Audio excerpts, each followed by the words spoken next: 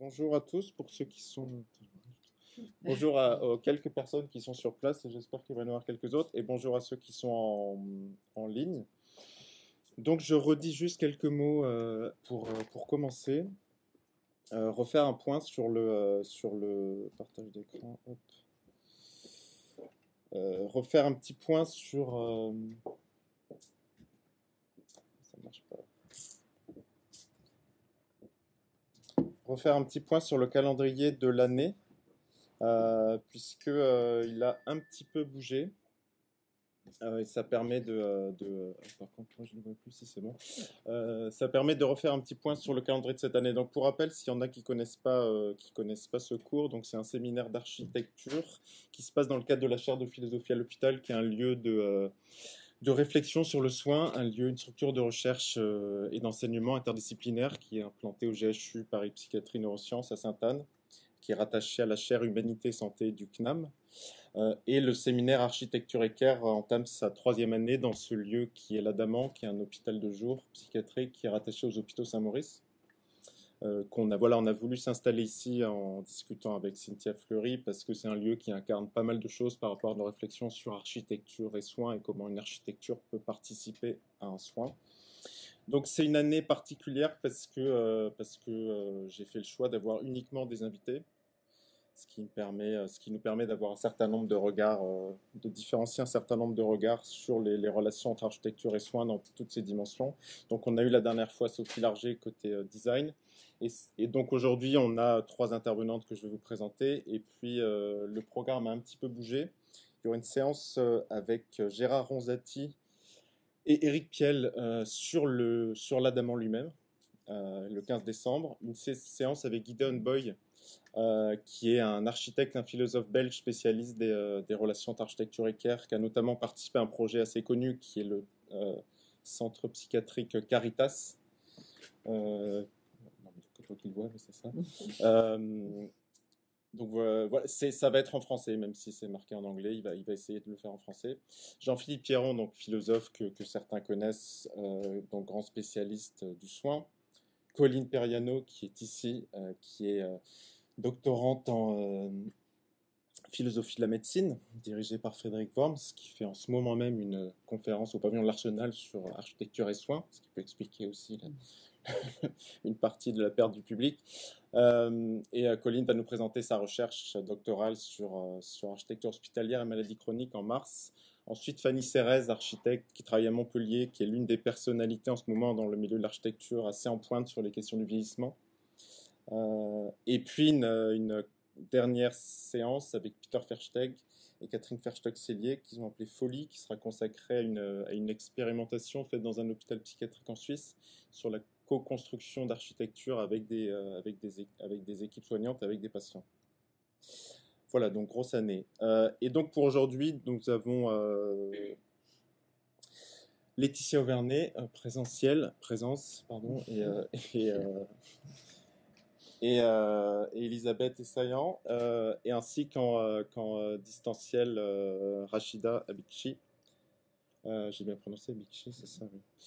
Pour la présente, donc, qui sont toutes les trois, voilà, entre sociologie et architecture, c'est bien ça, et qui travaillent entre autres à l'école d'architecture de Paris-Belleville, et que j'ai souhaité faire venir pour présenter un très beau travail qui est la construction d'une plateforme qui s'appelle Architecture et précarité, qui est une forme de recensement des lieux dans la ville qui assument une forme de mission d'hospitalité. C'est comme ça que j'ai envie de le présenter, vous direz si ça vous va. Et je vais leur laisser la parole pour cette présentation. Rachida, je te donne la main. Comment ça marche votre présentation? Oui. Donc Rachida qui est ici et qui va prendre la main sur la présentation. Est-ce que ceux qui sont en ligne, tout le monde voit le changement d'écran et la prise en main par Rachida? Ça marche bien? Ça marche. Okay. Merci à toutes les trois d'être là. Et je vous laisse organiser votre prise de parole. D'accord, merci beaucoup Eric. Nous sommes particulièrement heureuses d'être ici. C'est un lieu qu'on ne connaissait pas, donc on connaissait l'existence, mais nous n'avons pas encore eu l'occasion le découvrir. Et effectivement, c'est une belle occasion de présenter ce travail, qui est un travail que nous avons démarré il y a maintenant 3 ans, donc qui a été commencé en 2018-2019, et qui, de fait, portait sur une recension des réponses spatiales aux précarités territoriales, et qui a abouti depuis quelques mois, depuis le mois d'avril, à une plateforme qui s'appelle Architecture et précarité, que nous allons présenter avec quelques navigations que fera justement Rachida, qui est à la main sur l'objet. Peut-être avant de présenter cette plateforme, quelques mots sur la manière dont ce projet est né. Peut-être un préambule juste par rapport à moi, puisque j'ai commencé, j'ai la parole, donc je vais dire quelques mots sur mon rapport en fait à ce sujet. Je suis peut-être la plus éloignée au fond de ces questions, puisque mes travaux de recherche jusqu'à il y a 3 ans ne portaient pas du tout sur les questions de précarité, puisque je suis plutôt cataloguée, si je puis dire, comme spécialiste de l'architecture et de l'urbanisme soviétique des années 30. J'ai longtemps travaillé sur la période stalinienne. Non pas que les questions de précarité n'étaient pas présentes dans le sujet l'été, mais disons que j'ai plutôt davantage regardé le rapport entre l'acteur politique et donc l'architecte, et la conséquence sur la ville des décisions. Peut-être effectivement dans notre équipe, qui est composée de 4 personnes, Stéphanie Dadour, qui n'est pas là aujourd'hui, donc Laetitia Auvernay et Rachida Bekchi. Je suis celle qui finalement a le moins longtemps travaillé sur ces questions, sachant que Laetitia a depuis de nombreuses années consacré des recherches aux questions de migration, d'exil, de centres d'hébergement, parcours des exilés. Et Rachida est en train d'écrire une thèse sous ma direction sur l'habitat temporaire et le sol. Donc voilà, on peut dire qu'elles sont directement dans ce sujet-là. Et donc pourquoi au fond je suis là, c'est parce que si je n'avais pas ce sujet-là dans mes travaux de recherche et de l'enseignement à l'époque, il y a 3 ans, en revanche, j'avais en tant que citoyenne, par mes engagements citoyens, eu quelques expériences de participation dans des associations, notamment Entraide citoyenne, il y a quelques années, qui était une association qui intervenait à travers des maraudes, donc l'aide aux sans-abri, à travers la distribution des vivres et du vestiaire, donc dans laquelle j'étais investie pendant 1 an, et que j'avais un petit peu essayé d'introduire d'ailleurs dans le cadre de l'enseignement quand j'enseignais à Val-de-Seine, avec quelques difficultés, parce que c'est toujours des sujets qui sont difficiles à accrocher à des formes d'enseignement. Et ensuite, plus proche de nous, à partir de 2016, j'ai fait partie d'une association qui s'appelle Paris d'Exil, en tant qu'hébergeuse pour des mineurs non accompagnés, ce qui explique au fait quelque part l'arrivée sur ces questions plus tard dans le programme de recherche, puisque c'est comme ça, à travers au fait, des discussions assez informelles avec des étudiants de l'ENSA de Paris-Belleville, que j'étais amenée à être sollicitée pour animer une table ronde dans un cadre d'un cycle de conférences qui avait été monté par les étudiants de Paris-Belleville, qui étaient réunis dans un réseau que vous connaissez peut-être, qui s'appelle le réseau Rhizome, qui qui œuvre pour intégrer les migrants dans l'enseignement supérieur. Et Belleville était une des écoles d'architecture, je pense que c'était la première école d'architecture à intégrer le réseau, qui lui-même a été mis en place notamment par Sciences Po et d'autres écoles.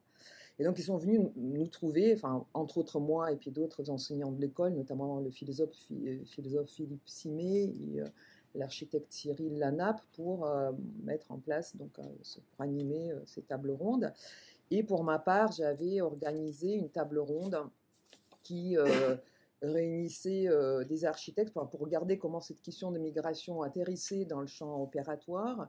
Et donc j'avais fait venir un certain nombre d'architectes avec qui j'avais déjà eu l'occasion d'échanger, ou parfois de les inviter dans mes enseignements, notamment Julien Belair, qui avait beaucoup travaillé sur les questions des bidonvilles et qui était à l'époque dans une actualité évidemment parfois très critiquée d'ailleurs de la création du centre d'hébergement de la Chapelle. peut-être Rachida, je crois que j'avais mis une diapositive avec elle. Non, donc, je pense que c'est pas la bonne version. Alors bon, c'est pas grave. Ensuite, donc il y avait Pascal Geoffroy qui travaillait aussi sur les bidonvilles et qui avait introduit cette question-là dans ses enseignements à travers son association Système B. Il y avait également Sébastien Thierry qui a été co-fondateur de l'association Pérou et qui avait fait un certain nombre d'actions, plutôt des actions artistiques en intervenant dans les bidonvilles, notamment à Calais. Et enfin, c'est l'image qu'on voyait tout à l'heure, Valentine Guichardaz, qui avait réalisé le centre d'hébergement pour familles et femmes et qui était située à Ivry, dont on voit ici l'image, et qui venait tout juste d'être primée, elle venait de recevoir l'équerre d'argent pour de première œuvre pour cette opération. Donc des personnes vraiment avec des approches très différentes, des engagements aussi intellectuels, voilà, et des positionnements parfois opposés, voire conflictuels. Il y avait une certaine tension entre certains invités. Et en même temps, ce qu'il en sortait de cette table ronde, c'est finalement que chacun avait un petit peu tendance quand même à travailler dans son coin, qu'il y avait beaucoup de connaissances qui s'étaient accumulées, mais qui étaient très éparpillées pour diverses raisons, tout simplement voilà, aussi pour des raisons un peu factuelles, parce que tout le monde ne prenait pas forcément le temps de communiquer, de rendre visibles ses connaissances, mais également parce que certains n'avaient pas forcément envie d'échanger avec d'autres acteurs. Et donc, c'est un petit peu la raison pour laquelle nous avons décidé, à la fin de cette table ronde, de créer un espace de débat qui permette de manière sereine, apaisée, de rendre visible l'ensemble de ces recherches ou de ces actions ou de ces projets, et sans nous limiter à déjà gigantesques, on peut dire, questions migratoires qui évidemment étaient dans cette actualité brûlante, qui ne s'est évidemment pas stoppée avec ces années-là, mais en passant plus largement à la question du comment répondre aux précarités urbaines. À l'époque, on utilisait encore le terme urbaine. Je pense que maintenant, on dit tout simplement précarité parce qu'elles ne sont évidemment pas qu'urbaines, sachant que le terme lui-même, évidemment, demanderait aussi à être précisé. On avait une sorte un peu d'idée d'objet à créer au départ qui était un lieu de débat, mais qui ne soit pas seulement un lieu de débat nécessairement virtuel. On avait même une idée de créer un lieu physique. D'ailleurs, là, on vient de faire un petit tour chez vous dans la bibliothèque. Je me dis, finalement, c'est ça qu'on voulait faire. Peut-être, voilà, un peu dans le terme d'accueil, de qualité d'accueil.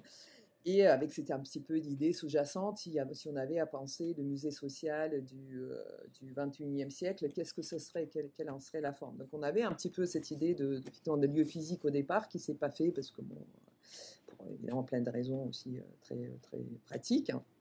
Mais dans tous les cas, on avait engagé cette réflexion. Évidemment, Laetitia était là dès le départ, a beaucoup participé aussi au débat.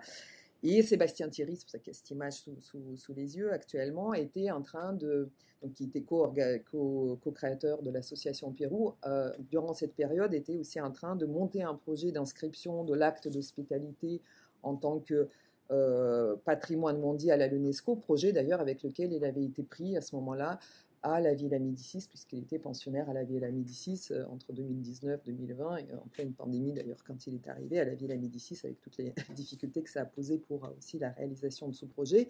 Mais c'était important pour nous aussi de l'intégrer dans ce débat et de pouvoir aussi voir comment ces différentes approches, qui étaient parfois effectivement contradictoires, on n'était pas forcément toujours d'accord ni sur les termes, ni sur aussi les finalités de ce travail, pouvaient à un moment donné converger, avec aussi quand même on reviendra peut-être là-dessus, l'idée quand même d'une entrée plutôt opérationnelle, c'est-à-dire à visée opérationnelle, c'est-à-dire plutôt faire un travail, répondre à un manque finalement. On a été sollicité par les étudiants qui considéraient qu'il y avait un manque de lieux de débat, et en même temps il y avait aussi un manque d'information, y compris pour les décideurs pour les aménageurs, pour les architectes aussi. Et donc on avait cette entrée qui n'était pas du tout une entrée habituelle pour nous en tant que chercheurs, puisqu'au finalement, quand on fait de la recherche, on ne se dit pas on va le faire pour tel ou tel public en premier, on ne se place pas dans ce cadre-là. On mutualise. Donc pour rentrer peut-être un petit peu plus dans le détail, en fait, le projet est vraiment né d'un triple constat. Le premier, c'était celui qu'on pouvait faire en fait dès qu'on se baladait dans des villes qu'on connaissait. C'était vraiment un durcissement en fait des politiques urbaines et de tous les dispositifs en fait d'inhospitalité envers les personnes précaires dans l'espace public, qu'ils soient migrants, sans-abri, les personnes âgées, les personnes handicapées. Donc ça, c'était quelque chose qui était très fort. Et en même temps, on faisait aussi le constat de l'existence d'initiatives, de projets, notamment dans le domaine de l'architecture et de l'urbanisme, pour essayer de contrer en fait ces dispositifs et ces politiques urbaines. Et en même temps, le troisième constat, c'est que finalement, là aussi, toutes ces initiatives, tous ces projets, comme tu le disais, Elisabeth, souvent en fait manquaient de visibilité. C'est-à-dire qu'on voyait bien en fait que dans les écoles d'architecture, les étudiants étaient nombreux à s'intéresser à ces questions-là. Ils arrivaient avec un projet de mémoire sur les conditions d'hébergement des sans-abri, sur la prise en charge des personnes exilées. Ils arrivaient avec des projets de fin d'études, ils amenaient ces idées-là en fait dans les ateliers de projet, donc ils voulaient s'emparer de ça. Il y avait des cours qui étaient aussi un peu dédiés à ces questions, il y avait des recherches, mais en même temps, tout ça était un peu épars, pas vraiment rassemblé, très dispersé, et aussi, en fait, on s'en apercevait insuffisamment éclairé, c'est-à-dire que, il y avait des idées, mais qui n'étaient pas, enfin, qui étaient on va dire que les sous-bassements idéologiques ou les théories qui pouvaient accompagner ces projets n'étaient pas très explicites. Donc ça paraissait parfois un peu nébuleux. Donc, d'où l'idée en fait de faire cette recension, essayer pour le coup cette fois voilà. Donc, comment justement rendre visible et expliciter davantage ces projets, ces réponses, et en même temps toutes ces connaissances qui s'accumulent, mais qui n'étaient pas capitalisées. Donc vraiment l'enjeu de départ, c'était vraiment un enjeu documentaire, qui était d'abord d'essayer de recenser et de faire un répertoire de ce qui s'est fait, alors d'abord en France et puis après ailleurs, pour essayer de mieux comprendre ces situations, et ensuite de décrire en fait ces solutions qui avaient été trouvées, inventées ici ou là, pour pouvoir les diffuser. Donc ce répertoire des expériences, il était inexistant en fait, et il manquait justement aux professionnels, parce qu'en fait, on se rendait compte que dans les agences d'architecture, le plus souvent, les acteurs étaient relativement démunis en fait lorsqu'ils avaient ce type de situation à traiter. Il n'y a vraiment pas en fait une culture professionnelle, architecturale, urbaine, paysagère, liée aux situations de précarité. Donc, l'enjeu, c'était vraiment de pouvoir mettre à disposition ces connaissances sur des projets à des acteurs variés. Donc, évidemment, on pensait aux professionnels de l'urbanisme, de l'architecture, du paysage, mais aussi aux acteurs associatifs qui pouvaient être intéressés, aux étudiants en architecture, aux enseignants-chercheurs, pour toutes les personnes en fait qui étaient désireuses de s'informer sur ces projets. Donc l'idée c'était d'aboutir à une plateforme, donc finalement plateforme internet. Donc ces ressources sont disponibles aujourd'hui sur un site internet, donc une plateforme qu'on a voulu collaborative, on y reviendra, mais dans l'idée en fait que tout un chacun puisse continuer à l'alimenter en présentant des projets qu'il estime intéressant. Et l'autre enjeu, en fait, c'est aussi un enjeu théorique, alors qui, pour l'instant, est un peu au second plan, mais c'était aussi l'idée d'essayer d'expliciter le cadre théorique qui encadre en fait ces expériences, donc de mener une réflexion plus scientifique autour de ces projets que l'on a recensés dans la plateforme. Donc, on a beaucoup discuté, en fait, il y a beaucoup de questions qui ont été soulevées au moment justement du choix, notamment du domaine. Quand on parlait de précarité urbaine, par exemple, on l'a évidemment entendu au sens large, mais on a beaucoup réfléchi à finalement qu'est-ce qu'on doit, quel problème en fait on doit prendre en compte, puisque précarité urbaine, ça couvrait en fait des thématiques très, très variées. Alors on s'est demandé, est-ce qu'on doit intégrer la question de l'accès aux ressources, par exemple, de première nécessité, l'eau, les vivres, le logement, ou est-ce que par exemple on doit aussi intégrer la question de l'accessibilité aux espaces de travail, ou encore la conception du mobilier urbain. Les précarités, c'est extrêmement vaste. Et d'ailleurs, on s'est demandé, est-ce qu'on doit conserver ce vocabulaire-là, précarité urbaine, puisque ça comporte un volet négatif de l'idée de précarité, il y a l'idée de manque. Est-ce qu'on ne doit pas plutôt, comme le faisait Sébastien Théry, plutôt parler d'hospitalité? Donc voilà, vraiment, par quel mot employer, c'est quelque chose qui nous a vraiment interrogés. Et avec la catégorie de précarité, évidemment, on pense aussi à la catégorie de précaire, avec toutes les catégories, y compris des catégories administratives et scientifiques qui peuvent exister, sans-abri, démunis, exilés, migrants, personnes vulnérables, etc. Donc à chaque fois, toutes ces catégories, elles charrient aussi des conceptions, en fait, des problèmes qui sont différentes, et aussi des lieux différents qui leur sont dédiés, donc des centres d'hébergement, des centres d'accueil. Donc le risque, c'était aussi d'enfermer en fait ces projets, les personnes dont on parlait, dans des catégories très rigides, et de passer aussi à côté peut-être de projets et d'objets qui méritaient notre attention. Donc,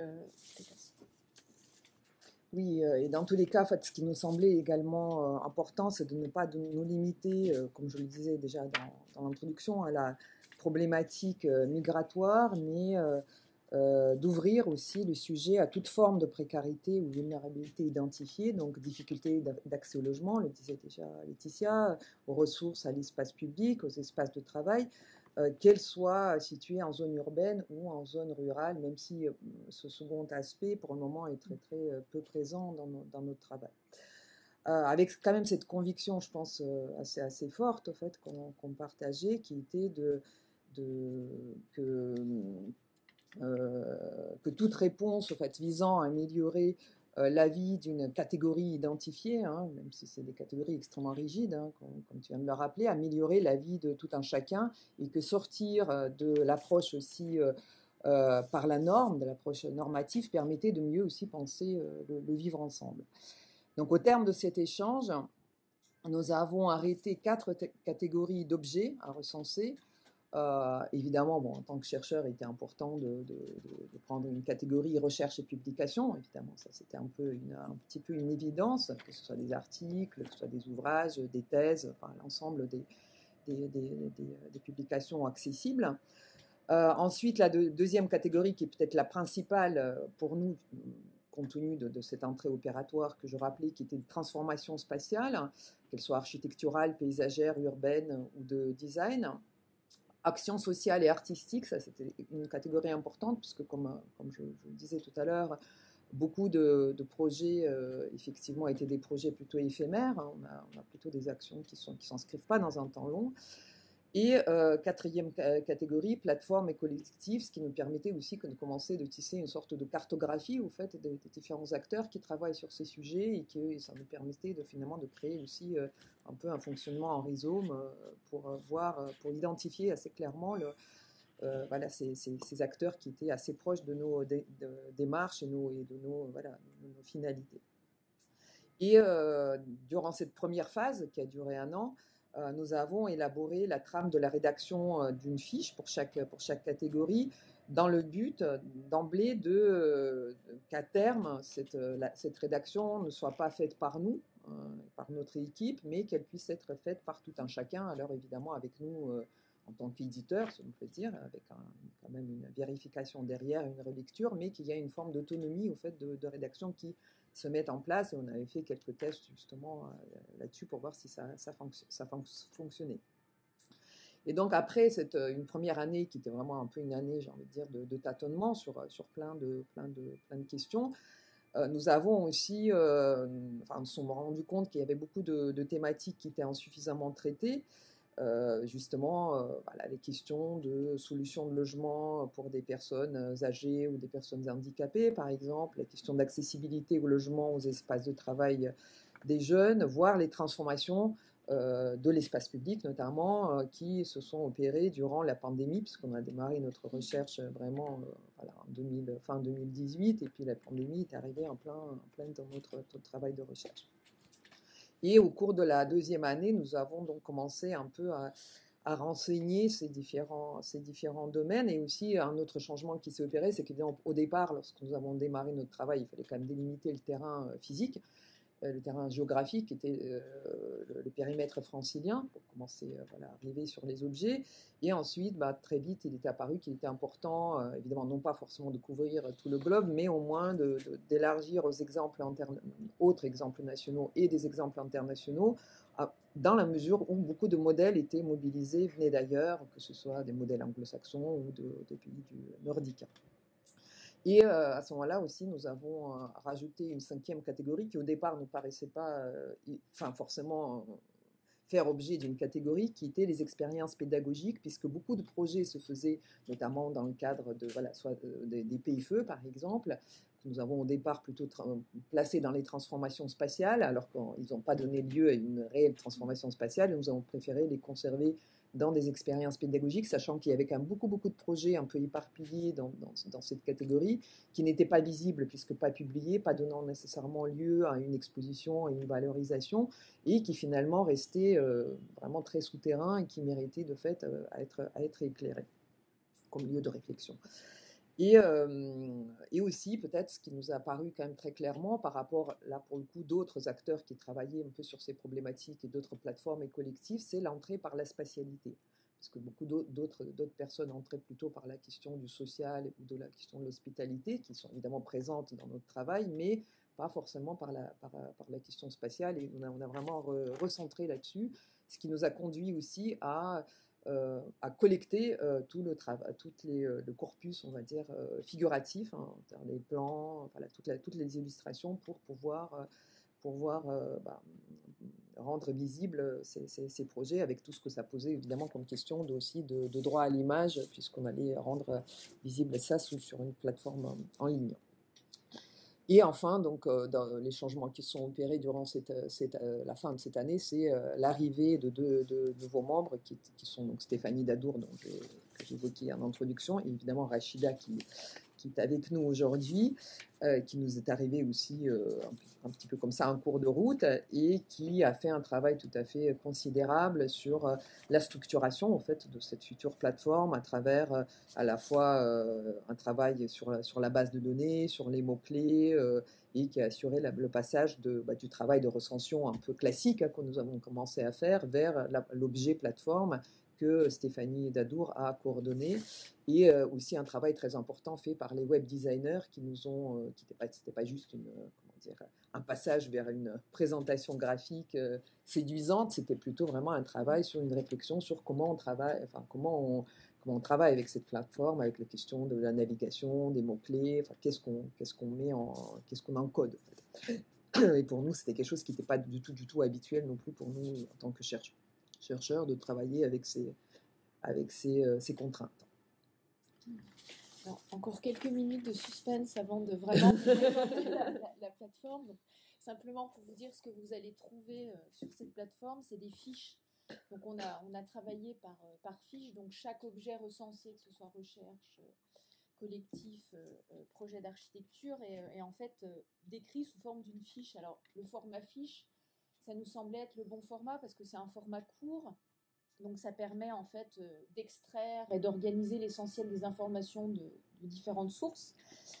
Et comme en fait l'idée c'était de s'adresser à un large public, il fallait que on puisse, en quelques minutes de lecture, avoir le maximum d'informations sur un projet, puisqu'on sait bien quand même que, notamment quand on s'adresse aux architectes, ils n'ont pas énormément de temps, en tout cas pas tous, à consacrer à des recherches documentaires, à de la lecture. Donc il fallait qu'il y ait un support assez court et un support aussi un peu standardisé. Donc vous le verrez, en fait, on a vraiment catégorisé la nature des informations qu'on rend. Donc c'est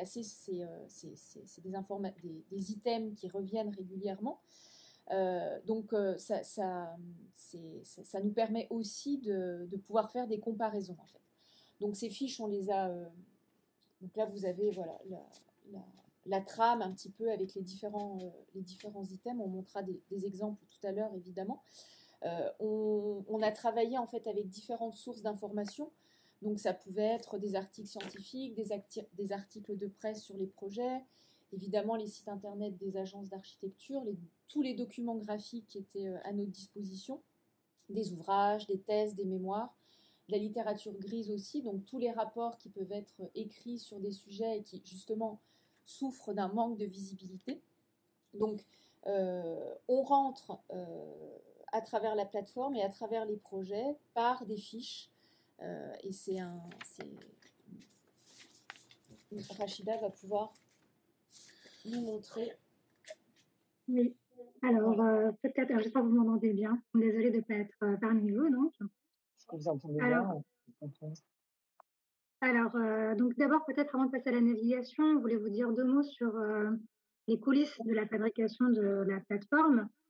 Alors, d'abord, pour commencer, c'était à revenir un peu sur la question de la sélection des projets que nous fichons, donc ceux que nous ne fichons pas. Du coup, donc vous vous doutez bien donc qu'avec les moyens qu'on a, puisque nous sommes 4, on a un comité un peu élargi, mais disons pour la fabrication en elle-même, évidemment, on ne pouvait pas à 4 viser l'exhaustivité comme objectif. Il y avait donc 2 autres visées en parallèle. D'abord celle de la mise en visibilité, donc un peu ce qu'on a dit avant, c'est-à-dire qu'il s'agissait de dépasser donc le champ des projets les plus médiatisés pour valoriser des initiatives, disons, plus discrètes, mais efficaces. Et donc ça implique forcément une subjectivité qui est propre de toute façon à tous les projets de recherche. Et en parallèle, la deuxième ambition, c'était celle de la représentativité, puisque en fait, en identifiant les 5 catégories, il s'agissait en fait de ventiler un large champ d'action, et à l'intérieur de ces catégories, d'essayer de veiller à représenter des typologies, des territoires, des thématiques, des publics, etc., diversifiés. Voilà. Ensuite, deuxième retour également sur le travail que nous avons effectué sur les mots-clés.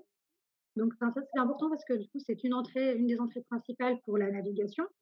Donc, on avait évidemment un problème d'homogénéisation, on va dire, à l'échelle de la plateforme en premier. Comme vous l'a expliqué Elisabeth, on fait appel à des auteurs, des éditeurs différents. Et même donc, à l'intérieur de l'équipe, donc, il y a plusieurs personnes qui peuvent rédiger donc, les fiches. Et ça implique forcément que chacun va donner des mots-clés qu'il estimera les plus justes au moment de sa rédaction. Et l'idée, donc, en fait, c'est d'homogénéiser donc, à l'intérieur de cette plateforme les mots-clés auxquels chacun va recourir, en même temps que d'essayer d'inscrire la plateforme dans un cadre plus large, qui est celui des humanités numériques, donc Humanum, et donc d'indexer les mots-clés sur un thésaurus en particulier. Donc nous avons fait le choix du thésaurus Archires, puisque c'est celui qui est utilisé par le réseau des écoles d'architecture de France. Voilà.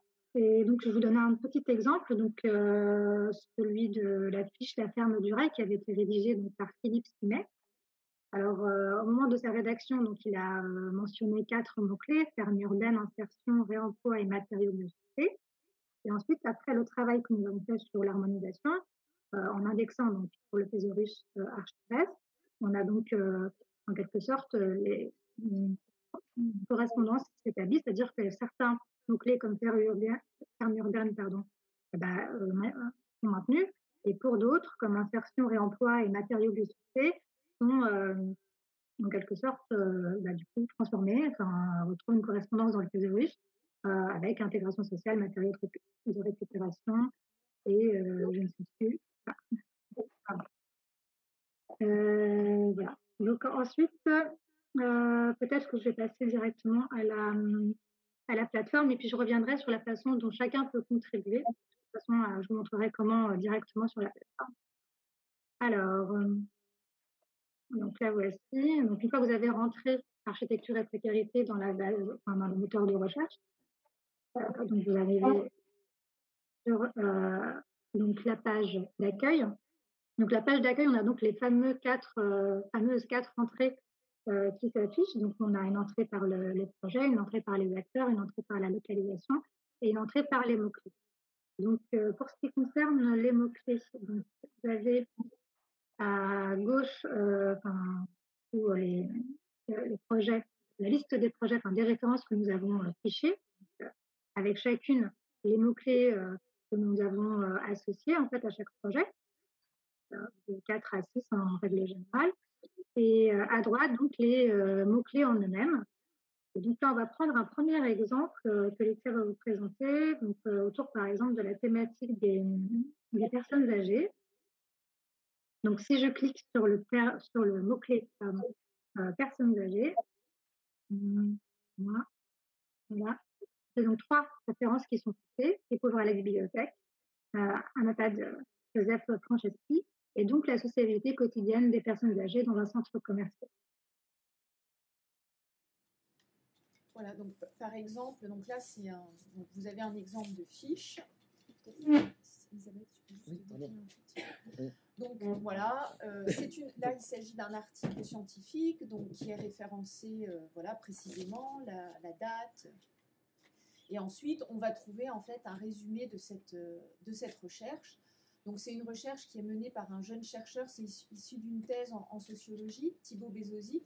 Et en fait, il a travaillé sur cette précarité, enfin sur ces personnes précaires assez invisibles, les personnes âgées qui, on va dire, squattent les espaces rencontres dans les centres commerciaux, dans les grands centres commerciaux. Là, il y a toujours les petits salons, vous voyez.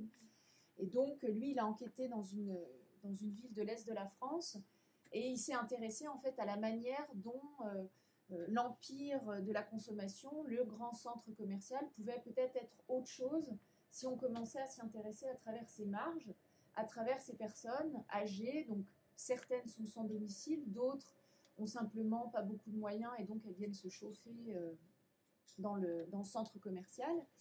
Et en fait, vont recréer en fait des sociabilités dans ces espaces rencontres. Donc il est sociologue, donc il va s'intéresser par exemple à la manière dont ces personnes vont détourner l'espace. Donc il observe, il passe beaucoup de temps avec elles et il observe par exemple leur attitude corporelle, en fait, la manière dont ils peuvent faire la sieste dans les fauteuils, comment ils sont très détendus. Donc en fait, ils détournent l'espace, c'est-à-dire que alors que c'est un lieu qui est censé accueillir en fait les clients pour des temps très courts, en fait là, les gens peuvent y passer toute la journée. Donc c'est intéressant parce que ça donne un autre éclairage sur ces espaces très particuliers que sont les centres commerciaux, tout en montrant aussi comment les vigiles et la direction du centre commercial a aussi toute une politique pour essayer si ce n'est de les exclure, en tout cas de faire en sorte qu'ils n'y passent pas toute la journée.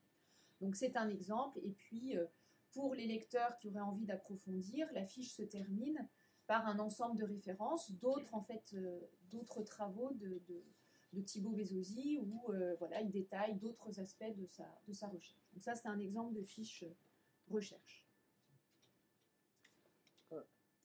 Peut-être que je ne sais pas si Rachida devait présenter. L'autre, c'était Baby Car. Oui, alors, Baby Car, donc en fait, ça, c'est un projet, donc là, je vais le retrouver avec le mot-clé crèche. Voilà, alors là, c'est un projet, c'est une action sociale et artistique, donc il y a une entrée, en fait, par l'espace. Donc c'est un projet qui a été conduit, en fait, dans la ville de Montpellier, dans les quartiers dits prioritaires de Montpellier. Donc c'est parti en fait d'un constat qui a été fait par des professionnels du travail social, qui étaient en fait face à des mères de famille qui voulaient prendre des cours d'alphabétisation, mais qui n'avaient pas de solution en fait pour faire garder leur enfant. Donc ce projet, c'est en fait donc un camping-car, c'est une crèche itinérante en fait, qui sillonne en fait différents quartiers de Montpellier, le temps que les mères de famille prennent leurs cours de langue. Donc la fiche va détailler en fait l'organisation spatiale du baby-car. Alors je vous rassure, tout le projet de crèche ne tient pas dans ce camping-car, c'est-à-dire qu'il est toujours adossé à une structure en dur. Donc en fait, il y a un dispositif qui se met en place. Donc il peut être adossé à un appartement parfois à une salle polyvalente d'un centre social, un autre local. Et la fiche va décrire aussi les différents lieux, enfin les différents espaces qui ont été constitués à l'intérieur du camping-car, les aménagements intérieurs et puis tous les dispositifs de sécurité qui permettent en fait à ce camping-car d'avoir toutes les règlements, enfin d'être conforme à toutes les réglementations que la CAF en fait impose aux espaces pour accueillir des enfants. Pour cette fiche de baby car. Si tu veux, Rachida, je vais peut-être prendre la suite parce que pour les questions du son, pour l'exemple de Francis Landron. Voilà, là c'est vrai qu'on voit notre autre entrée possible sur la plateforme, qui est l'entrée par la géographie et à la fois par les catégories. Vous avez la carte du monde et les 5 catégories qui sont en haut, donc qu'on peut voilà, manipuler, soit faire afficher effectivement par catégorie. Et ensuite, vous voyez qu'il y a beaucoup de choses manquantes, évidemment, ça nous montre beaucoup encore d'espace à remplir. Et là, donc, je vais brièvement présenter un projet qui a été réalisé par l'architecte Francis Landron, qui fait beaucoup de travaux sur les centres d'hébergement d'urgence, mais en même temps avec un positionnement de refus aussi souvent de plier quelque part à l'urgence et de faire des minima. C'est-à-dire qu'il considère que même dans une situation d'urgence, il faut rester dans le droit et de ne pas profiter quelque part ou déroger à la règle parce qu'il y a l'urgence, que cet argument est souvent amené par les opérateurs. Donc là, en l'occurrence, c'est l'association Emmaüs Solidarité qui donc sur le terrain de l'hôpital de Perret-Vaucluse accueillait 90 personnes dans 2 bâtiments dans des conditions précaires, et l'hôpital a alors proposé à Emmaüs Solidarité pour pérenniser l'accueil sur le site de prendre à bail des immeubles vacants qui se trouvaient sur le site. Au début, donc, il y avait un budget qui était de 300 000 € et le projet a consisté à restructurer 3 anciens pavillons hospitaliers pour créer un centre d'hébergement et de réinsertion sociale. Et il y avait un certain nombre de scénarios, et dans les plus ambitieux, il était question de créer aussi 126 logements et des locaux nécessaires au fonctionnement du site pour un montant de 4 millions d'euros. Donc voilà, on passait presque multiplié par 10 en fait, le budget. Et c'est finalement cette orientation qui a été prise. Et donc c'est maintenant donc, ce qui a été créé, et c'est vraiment important de voir que aussi l'action un petit peu de cet architecte qui aussi accompagne aussi l'acteur dans ce type de prise de décision, et qui défend, qui met vraiment en avant la défense du droit à logement pour assurer un chez-soi avant tout, quoi, et non pas être chez l'autre. Il y a un petit peu cette thématique très présente chez lui. Dans tous les projets sur lesquels il travaille. Rachida, continue Rachida peut-être pour le dernier, pour la dernière catégorie. Oui. Vous m'entendez du coup là, ça va? Un petit peu. Oui. D'accord. Génial, mais ça va. D'accord. Alors, pardon. Donc le dernier projet, enfin pas le dernier, l'avant-dernier, on voulait d'abord vous présenter un projet donc collectif, dans la catégorie collectif et plateforme, donc à Rome, donc l'association Interazione Rondane. Alors, donc, en l'occurrence, là, on est donc en Italie. C'est une association, donc Interaction urbaine en français. Et l'idée, c'est donc c'est une association d'architectes spécialisés donc dans la rénovation urbaine et les processus participatifs. Et donc leur objectif principal est de réactiver donc les espaces urbains délaissés ou dégradés en faisant participer les habitants activement donc à la renaissance de ces lieux pour redonner en fait vie à ces lieux dégradés, en faire des lieux de partage et de rencontre.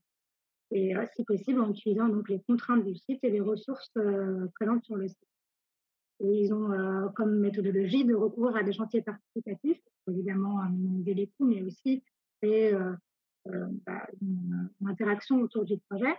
Et donc, ils font participer évidemment les habitants du site, mais également donc, des volontaires et de nombreux partenaires. Et donc, comme vous le voyez là, donc, la mise en forme de ces chantiers participatifs et renvoie vers l'ensemble des collaborateurs, enfin, des partenariats qu'ils ont. Voilà, vous avez encore une fois aussi les processus qu'ils mettent en place dans les actions qu'ils mènent. Voilà. Puis, on n'a pas dit, mais chaque fiche en fait est téléchargeable au format PDF pour ceux qui souhaitent enrichir leur base de données. Les derniers projets, donc c'était. Je vais peut-être reprendre la main parce qu'on entend vraiment mal. Je sais pas très bien, je t'en prie. Du coup, Rural Studio. C'est bon? Ça serait mieux. Ce serait mieux, ouais. Je vais reprendre la main peut-être. Alors bon, peut-être qu'on va peut-être aller un petit peu plus vite parce que c'est vrai que vous avez un petit peu compris le principe. On va peut-être passer directement aux acteurs. Juste peut-être avant de passer aux acteurs, un mot, c'est pour dire que le dernier projet que montrait Rachida, c'était donc un projet qui était situé en Italie. Et ça nous renvoie peut-être à la manière aussi dont on travaille, parce que c'est que bon, on a ouvert cette plateforme avec une centaine de fiches. Et c'est que maintenant, il est une question de l'alimenter. Et on fonctionne aussi beaucoup, enfin on va beaucoup fonctionner avec un petit peu des rencontres qu'on fait, et notamment avec nos étudiants. On a un étudiant italien qui était venu en Erasmus et qui a été très déjà intéressé par ces questions-là, qui travaillait lui-même sur ces thématiques et qui nous a amené justement ces projets dont Rachida vient de montrer, du groupe horizontal et d'autres avec lesquels il travaillait. Donc ça nous permet effectivement un petit peu non pas de se choisir et de couvrir toute la carte évidemment du monde, ce qui serait totalement impossible vu l'échelle à laquelle nous travaillons, mais plutôt de profiter des opportunités qu'on a de passage, soit des doctorants, soit des étudiants en master, ou d'autres acteurs pour alimenter soit certains thèmes, soit certaines aires géographiques. Et donc là, si on passe sur l'onglet acteurs, si tu peux passer, Rachida. Donc l'onglet acteurs se présente comme ça. Donc on a la possibilité à la fois de rentrer par les noms d'acteurs. On peut les trier par catégorie d'acteurs, architectes ou chercheurs, collectifs, etc. Fonction, voilà, c'est ça. Et donc à chaque fois, à travers ces entrées, on arrive ensuite aux fiches qui correspondent aux projets qui sont éclairés sur la plateforme.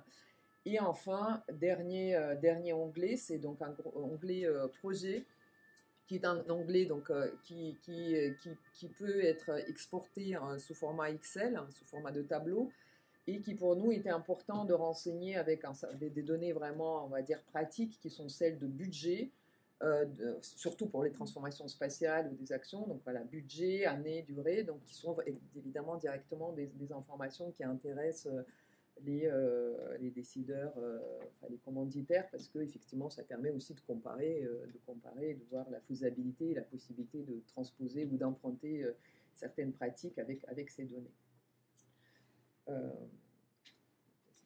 Voilà, donc, simplement pour conclure, mais très, très rapidement, c'était vraiment pour à nouveau ressouligner en fait la dimension pratique en fait de ce projet de plateforme documentaire. C'était vraiment, on est parti vraiment dans l'idée qu'elle puisse être un outil en fait pour tous les acteurs et toutes les personnes qui s'intéressent à ces questions, qui ont à intervenir sur ces questions. Donc c'est vrai que bon, si on imagine, on est élu dans une commune et on a à se poser la question éventuellement de créer un centre d'hébergement à un moment, c'est important effectivement là d'avoir la catégorie budget pour savoir en fait par-delà je sais pas, le mouvement de solidarité, combien ça va coûter en fait à la commune, combien ça peut coûter. Ça peut aussi voilà, relativiser certains projets, puisqu'on s'aperçoit voilà, que certains projets sont peut-être plus réalisables que ce qu'on pouvait imaginer en termes budgétaires. Dans l'idée de rendre visible, c'était aussi en fait de rendre visible tous ces aspects concrets, matériels, y compris par exemple sur les catégories transformation spatiale. Lorsqu'il s'agit de projets, il y a aussi des documents d'architecture qui permettent aussi, voilà, en quelques documents, d'avoir une représentation assez précise en fait de ce que ça implique en termes de transformation spatiale. Voilà. Et c'est collaboratif. Donc c'est une plateforme collaborative. Donc on a la possibilité en fait par l'onglet enrichir la base de données de contribuer, de proposer en fait une fiche voilà, on peut estimer intéressante et venir alimenter la plateforme. Voilà, donc il y a une petite relecture, un petit travail éditorial derrière, et la personne est auteur en fait de la fiche qu'elle propose. Et enfin, peut-être dernier élément, c'est les références. Enfin, c'est tout le travail bibliographique que nous avons commencé à faire, qui peut être traité par auteur et thème, et évidemment qui est tout sauf complet pour le moment, mais qui va évidemment être complété. Donc là, voilà, ce qu'on vous présente, c'est effectivement un travail à une certaine étape de son aboutissement. On aurait peut-être souhaité l'ouvrir plus tard avec une couverture plus complète, tant en thème que géographiquement, mais en même temps, c'était important à un moment donné d'arrêter, de le rendre visible, justement aussi pour ouvrir ce temps de débat, d'avoir aussi les retours à la fois sur sa conception elle-même et sur le fonctionnement, sur sa navigation, pour pouvoir aussi l'améliorer et prendre en compte aussi toutes les remarques qui peuvent arriver lors des différentes présentations. Sachant que nous aussi, on l'a déjà présenté, c'est la 3e présentation qu'on fait. La première fois, c'était à la Maison de l'Architecture, et c'est vrai que le public qui était venu nous écouter était un public vraiment très varié. Enfin, on était surpris déjà de l'effet mélange d'un public auquel on n'a pas l'habitude finalement de faire face quand on fait des travaux de présentation de recherche. Et la même chose au pavillon de l'Arsenal. Enfin, c'était un petit peu différent parce que le public, on va dire, était peut-être un peu plus homogène, parce que c'était des matinales professionnelles. Mais en revanche, le débat qu'on avait mis en place, parce qu'on avait fait ça sous forme de table ronde, a mis justement de nouveau ensemble des acteurs qui en réalité travaillaient sur les mêmes thématiques, mais ne se sont jamais rencontrés, voire ne connaissaient pas l'existence des uns des autres. Donc, comme quoi, c'est aussi un peu l'occasion de créer, je pense que c'était un peu la première aussi, une des motivations de ce travail, c'était de recréer un lieu de débat qui permette à la fois de rendre visible, mais de questionner ces objets. Ce qu'on n'a pas encore, je pense, fait, puisque tout le travail, on va dire, de recul critique et de comparatif des fiches n'est pas encore fait. On a plutôt fait un travail d'inventaire. Maintenant, reste évidemment à faire tout le travail d'analyse et d'aller au-delà de cette première recension.